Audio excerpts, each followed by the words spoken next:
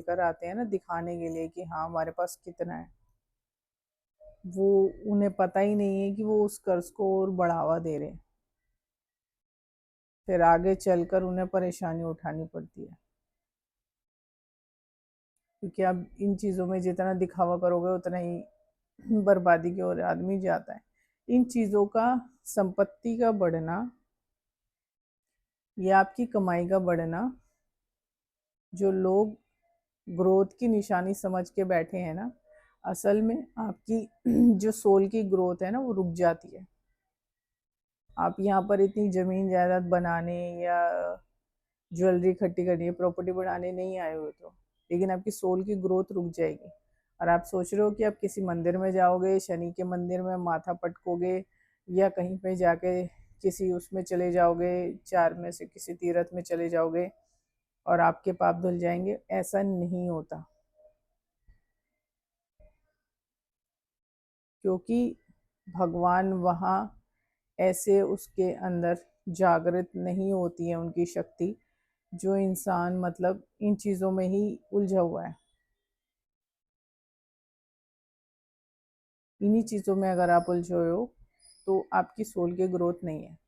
और अगर इस जीवन में अगर सोल की ग्रोथ नहीं हुई है तो आप भटकोगे, क्योंकि उस कर्ज को आपने बढ़ा लिया है। किसी पे रावण का कर्ज चल रहा होता है तो वो कर्ज के रूप में रावण की क्रिया होती है उसके परिवार पर, उसको पता भी नहीं लगेगा, सारी चीज़ों की ग्रोथ होगी उसके घर में, लेकिन वो उन चीज़ों में जैसे जान सी अटक जाएगी उसकी, उसकी सोल उन चीज़ों में अटकी रहेगी। जैसे लोगों की कुछ कुछ की जो सोल है पैसे में अटक जाती है, कुछ की ज्वेलरी में अटकती है, कुछ की प्रॉपर्टी में अटकती है, तो कि कोई एक ऐसी चीज में अटक जाएगी।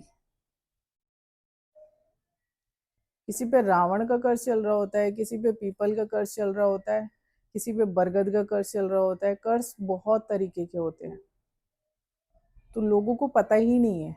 लोग जाके मंदिरों में पोटलियां बांध रहे हैं, पता नहीं क्या क्या कर रहे हैं, उटपटांग काम। तुम्हें पता ही नहीं है तुम्हें जीवन में कहाँ चलना है, किस राह पे चलना है, कौन सी राह पकड़नी है। कुछ भी जो किसी ने बता दिया जाके कर डाला। तो जब तक आप अपनी सोल की तरफ नहीं झांकोगे, सोल की ग्रोथ नहीं करोगे, आप अटक जाओगे। जैसे कोई जिन बोतल में अटक जाता है ना, ये सच्चाई है, वो होते हैं बोतल के अंदर। तो ऐसे ही आप भी अटकोगे, किसी की ज्वेलरी में अटक जाएगी, किसी की कहीं अटकेगी, किसी की कहीं, क्योंकि उन चीज़ों से उनका जुड़ाव हटता ही नहीं है। और बुढ़ापे में भी अगर आप यही कर रहे हो ना कि मुझे प्रॉपर्टी बढ़ानी है, मुझे ये करना है, मैं अब ज्वेलरी पहन के दिखाना चाहती हूँ, ये मैं पहन रही हूँ, वो किसी पार्टी में जा रहे हैं तो लाद लाद के चल रहे हैं उस सोने को, ज्वेलरी को लाद रहे हैं, तो उतना ही आप उसमें कैद हो रहे हो।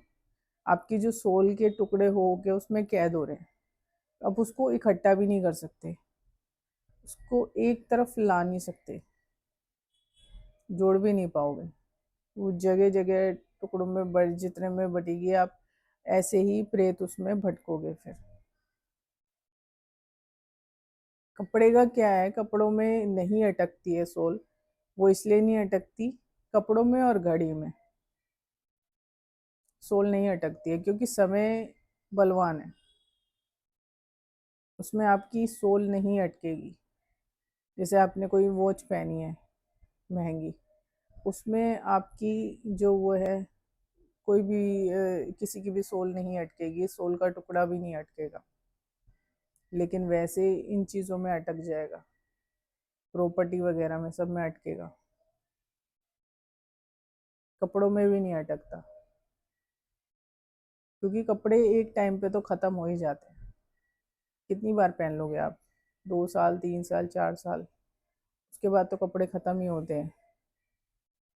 ठीक है, तो उसमें नहीं अटकता है, क्योंकि एक बार को तो एक कपड़ा आप पहनोगे तो वो बार बार भी पहनने का दिल नहीं करता। फिर आप उसको 2 या 3 साल बाद निकालोगे पहनने के लिए एक आध बार, तो एक आध बार पहनोगे तो आपका जी भर जाएगा। लेकिन गोल्ड, प्रॉपर्टी और पैसा, इन चीज़ों से आदमी का जो जी है ना वो नहीं बनता।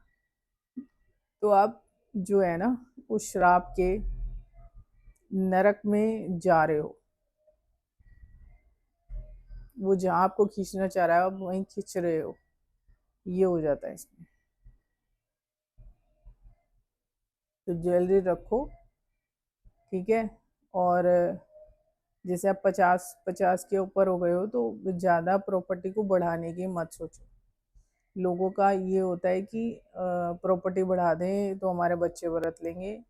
ऐसा नहीं होता है, आप मत करो ये चीज़ें, क्योंकि आप नरक तय कर रहे हो अपने लिए, और आप इस नरक में भटकना तय कर रहे हो अपने लिए। तो इन चीज़ों में ये बहुत समझने वाली बातें होती हैं, लेकिन मूर्ख होते हैं जिन्हें नहीं समझ में आती है। ठीक है, अपनी बुद्धि को ठीक करो और उस गोल्ड को पैक करके लाल रंग की पोटली में रख दो, तो ज़्यादा बेटर रहेगा। वरना बहुत चीज़ें होती हैं फिर इसमें, जो सारे, वो मैंने बता ही दिया है कि कर्ज को हटाने के सारे रास्ते आपके बंद हो जाएंगे। जिन पे मैंने देखा है, जिन पे, जैसे रावण के अंदर क्या था कि रावण ने शिव जी से सोने की लंका ले ली थी, तो वो उसका लालच था, सोने की लंका में रहना चाहता था।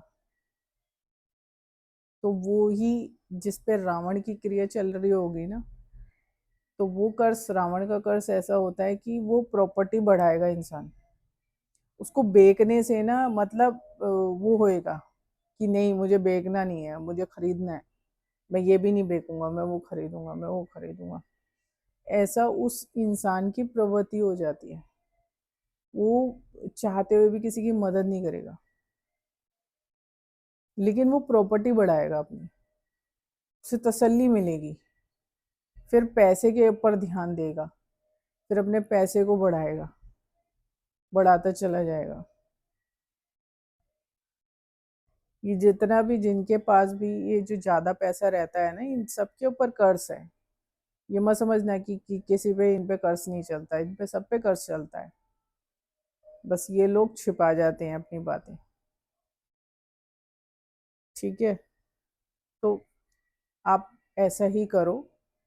ये सबसे बड़ी निशानी होती है जिस पे रावण का कर्ज चल रहा होता है।